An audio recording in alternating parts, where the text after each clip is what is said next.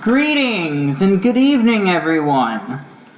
Welcome to Zen Variety. I am your host, Zachary Gedzinski, and this is my first game review. The game that I'm going to be reviewing is called The Pirate's Fate, which, of course, I found this game while I was randomly going about Steam or perusing the net in hopes of a game or something like that. I don't know. Just pure boredom, but regardless, let's get this review underway. The Pirate's Fate was created by Foxray Productions.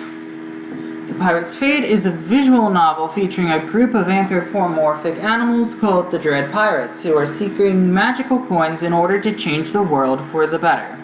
A cat woman named Mila is rescued by the Dread Pirates, and her choices influence the story going forward. Who lives, who dies, and who Mila falls in love with are strongly influenced by the choices that she makes on her adventure. And yes, this does include the same sex too, which of course, like, they want to give the player as many choices as they want. But furthermore, personally, I enjoy how the choices affect the outcome of the game. The characters are well written and grow as the story progresses. Also note, I am not an advocate for LGBT content.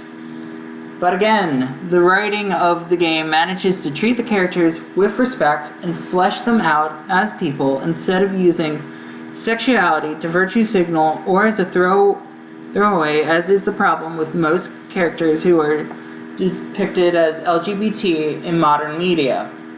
Yes, of course, it's a problem that is noted everywhere.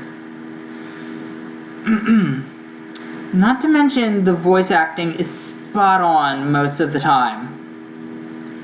However, that doesn't mean The Pirate's Fate doesn't have a few glaring issues. For instance, some characters feel like they get the shaft when it comes to transformations within the game, while others, such as Morgana and Liko, tend to have a variety of transformations.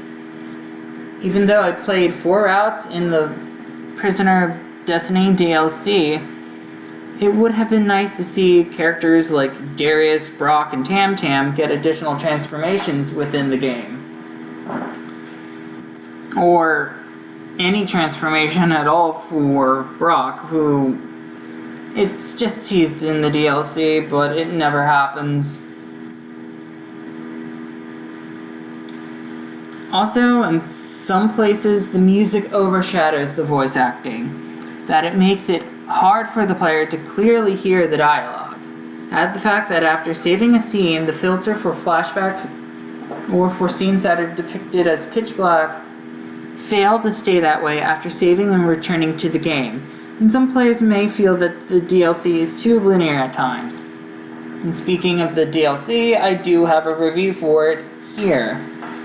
The Pirate's Fate, Prisoner of Destiny is a good expansion that allows the player to see things from a different perspective, and is a joyful add-on to a great game.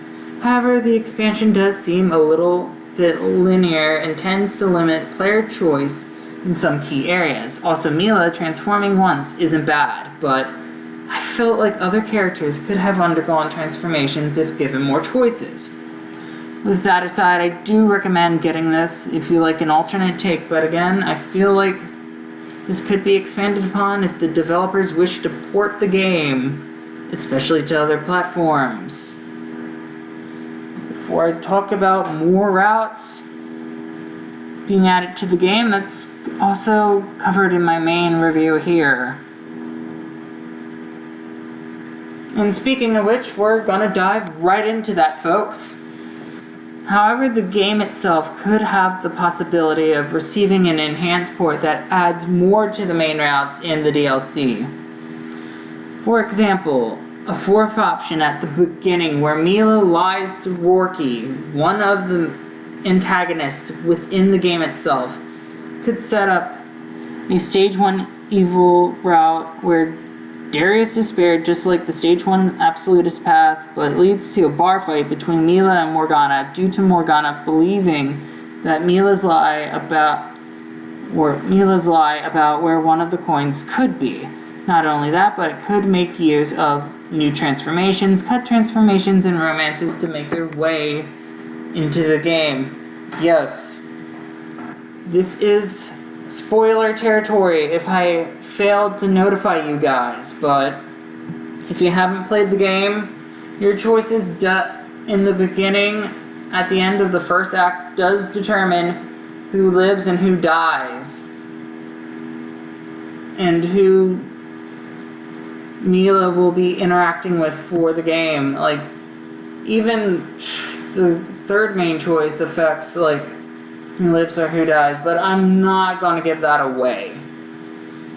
Also, if besides discussing more potential about this game, there will be minor spoilers in the details that I'm talking about, so if you don't want to listen to spoilers, or if you think the spoilers will intrigue you to look up the game or whatnot and give it a go right ahead.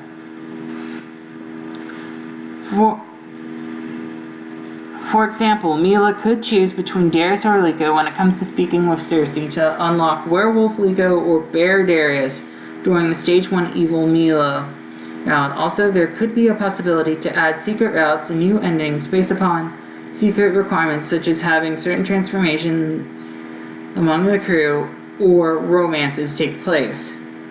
That these secret routes could result in unique transformations that are a hybrid of the 4 different final Mila transformations within the game.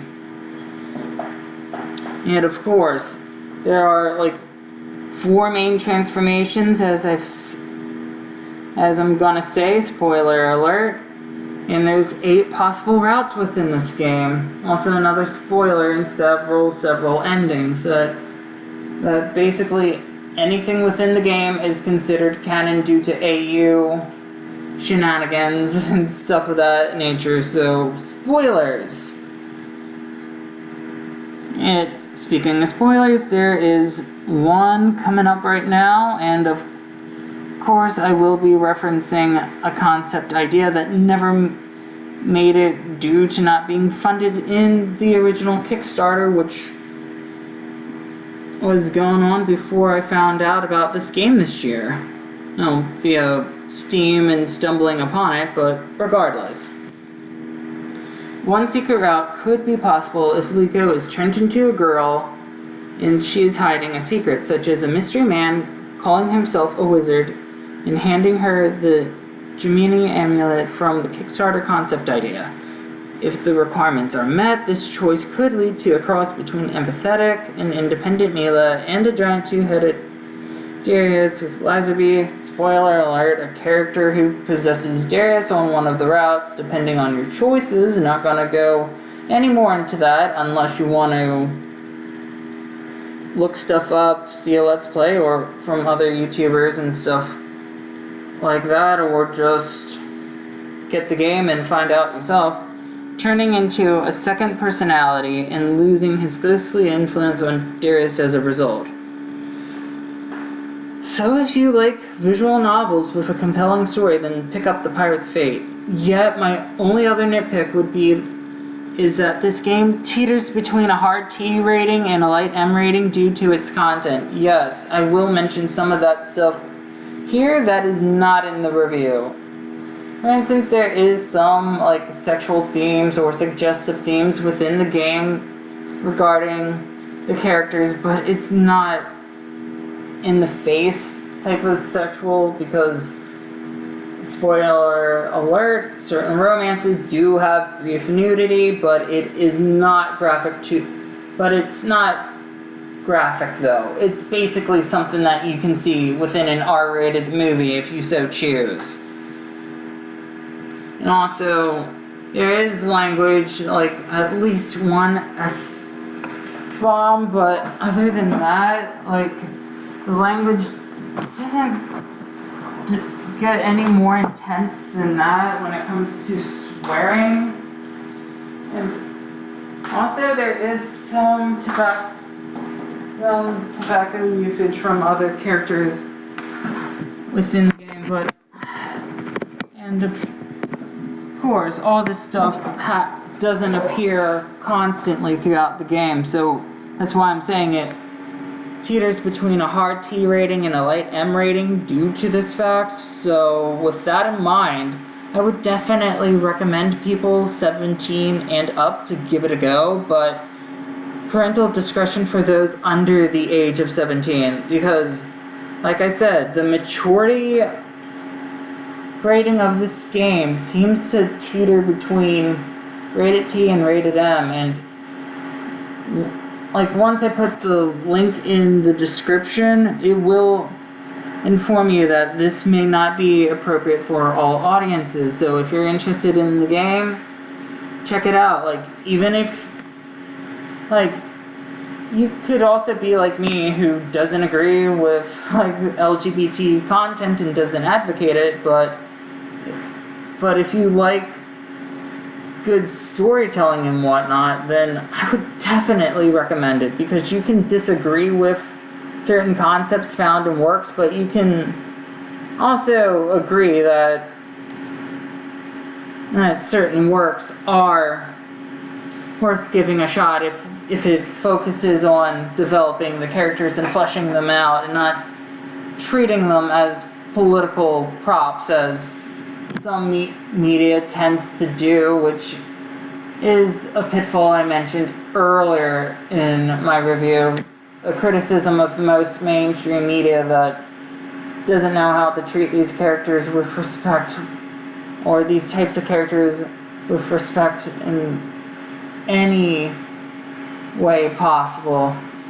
Well, thank you for tuning in to this review, my first video game review, by the way, which I hope to do more of in the future if given the chance, but we'll see. We'll see how things turn out. Other than that, thank you for tuning in to Zen Variety. I am your host, Zachary Gadzinski, and adios!